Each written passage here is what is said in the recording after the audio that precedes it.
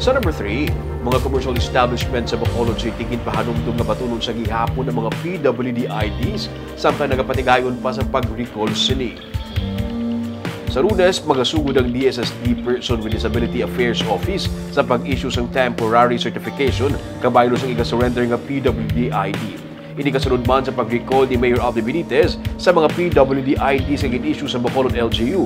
Agud nga iniya ang mailisan kag bubutangan sa QR codes para hindi madali nga mapeke. Pero may mga nagareklamo nga o kung may mga reklamo na nga nabato nagkatapos sa City Mayor's Office gikan sa mga PWD ID holders bagod may mga commercial establishment nga wala na naga-honor sa ilang IDs para maka-avail sa discount. Ginsiling ni Secretary to the Mayor, Attorney Carol Joseph Chu, sarang pa nga magamit ang daan nga mga PWD ID tubtub Pebrero 29.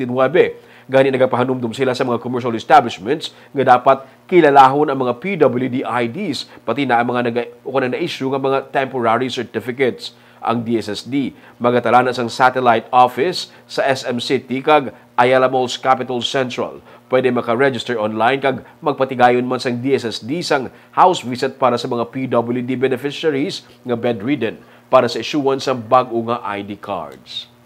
Kaya ang nga process is also one way na ma-validate again ang pagkuha ng PWD sa mga kauturan na sakto gina kay nakakasunod sa layi sa iya implementing rules and regulation kay sa guidelines na gin-issue sa DOH kung sino ang ma-classify na PWD.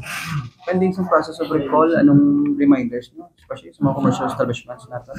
Ginayo na mo no, commercial establishment na magsunod kita sa layi, magsunod kita sa patakaran na ginhatag sa aton nga parte sa pag-recognize ang PWD IDs, ihatag nato ng ila 20% discount no, ihatag ta sina kay base masupak nato ng layi kung hindi kita magatag.